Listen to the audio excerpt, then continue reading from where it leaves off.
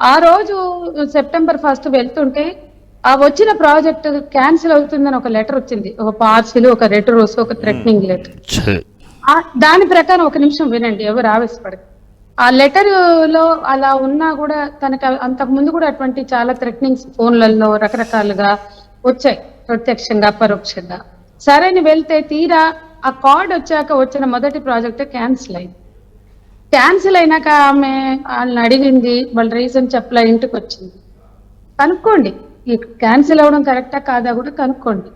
ఆ ఇంటికి వచ్చాక ఆ 2 రోజులు ఆమెకు మళ్ళీ థ్రెటనింగ్స్ కంటిన్యూ అయినాయి, లెటర్స్ కంటిన్యూ అయినాయి. ఇవన్నీ ఆలోచించుకుని సెప్టెంబర్ 4 ఆమె ఛాంబర్స్ దగ్గరికే వచ్చింది. మీరు చెప్తున్నట్లుగా ఆమె ఛాంబర్స్ దగ్గరికే వచ్చింది. వాళ్ళు విన్నారు, అక్కడ ఉన్న పోస్ట్ కమిటీ వాళ్ళు విన్నారు, తరోగా విన్నారు. ఒక రోజు కాదు, 2 రోజులు విన్నారు, రాసిమ్మన్నారు. అమ్మాయి 36 పేజీలు లేఖ రాసింది.